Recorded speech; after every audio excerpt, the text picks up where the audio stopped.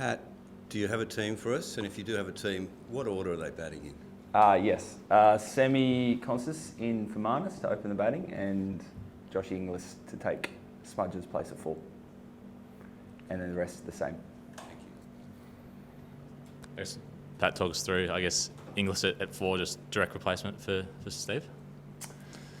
Yeah, pretty much. Always like to not have too many moving parts.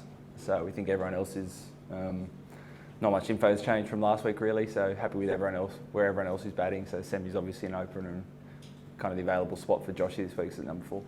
Could you see a scenario like in Sri Lanka where, you weren't there obviously, but Alex was thrown in ahead of Josh and Bo batted at 7 to just sort of break up the left and right combinations? Potentially, probably not this week. I think when the conditions get really extreme, you look at those options. So maybe later on in the series, if it's probably more spin friendly. I mean, if this really starts spinning, you're kind of open to anything, but I'd say unlikely this week. A lot of the guys haven't played Test cricket here, you included. Who do you sort of go to as captain to sort of figure out how the game might play out, that kind of thing? I mean, no one's really played a lot of Test cricket here. Gaz's first series was 13 years ago. I mean, the biggest things over here are normally the pitches, which again, no one's got. You might have played 1 or 2 tests. So, but training this week's been really good. Get a bit of a prep. We're training on the side wicket, so it might be similar to the game. You look at some of the data and info over the years, and share a little bit of knowledge. But it's good. It's coming over here with a few unknowns. It's kind of, it's fun. You got to think on your feet. Was Matt Kuhneman in the frame, the 2 spinners? How close was that? Yeah, of course. I think conditions, we kind of don't really know what to expect, obviously, but feel like kind of the 3 quicks are better suited for this wicket. Just playing Test cricket in the West Indies, Pat, a bit of a bucket list for you, or just what does that mean to you when everybody's sleeping back home? That's a positive. It's cool. I mean, I think it's literally the furthest place from Australia on earth. Well, it seems like that way, travelling over here. But you hear all the stories.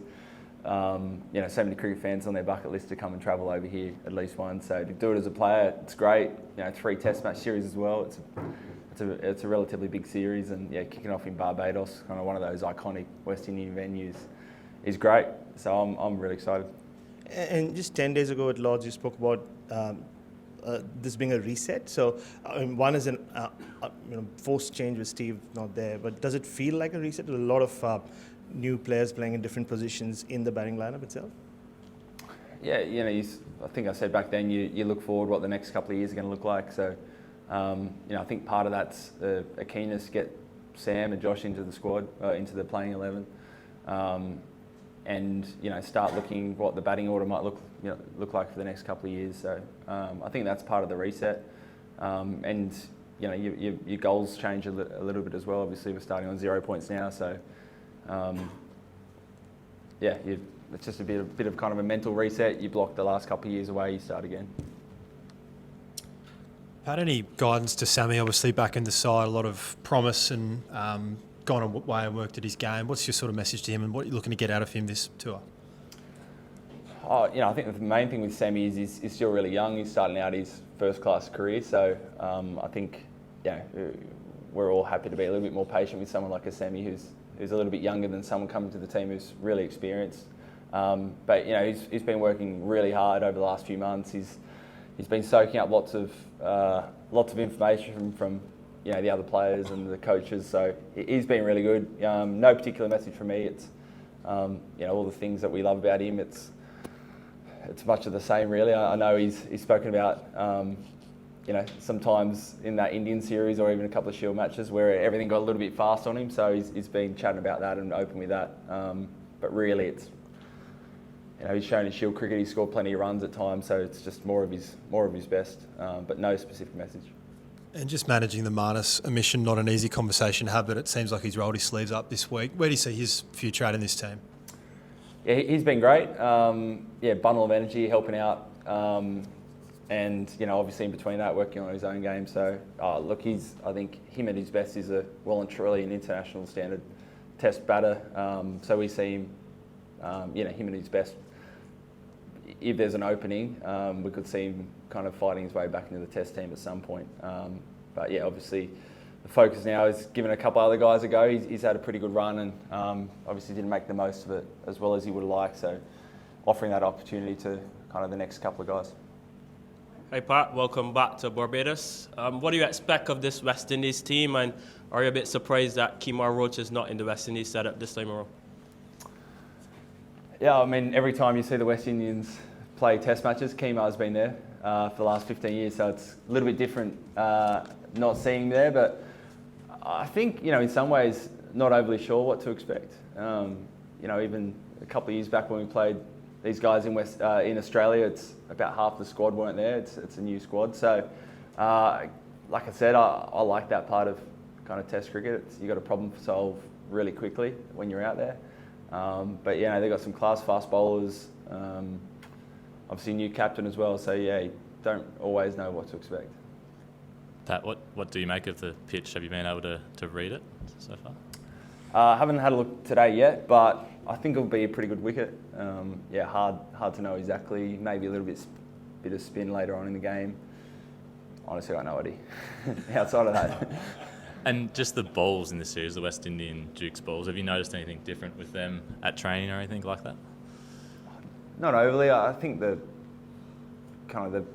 pitch is probably the biggest difference to, say, England, where you're using Dukes ball as well. Here it may be a little bit more abrasive.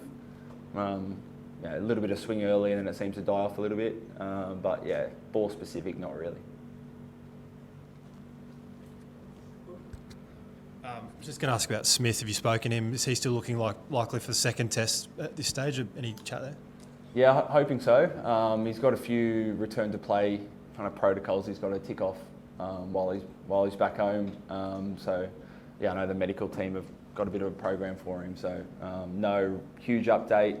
Hoping it goes well and he'll be back here kind of towards the end of the match. But he's got a few things to tick off first. Just last from me, Cam Gray made a big ton at number 4. Obviously, he's at 3 this week. Is he your 3?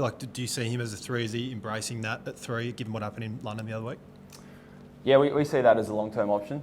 I think going into last week, he's hitting the ball really well. He's moving really well. He had a Test match where it obviously didn't go to plan. I think he only placed 3 or 4 balls. So the message is not to look into that too much. We're really happy with where his game's placed, and I dare say he'll get a decent run at number 3. Yeah, given what happened in January, do you see this as a bit of a revenge series, and have you guys found what it takes to deal with Jamar Joseph?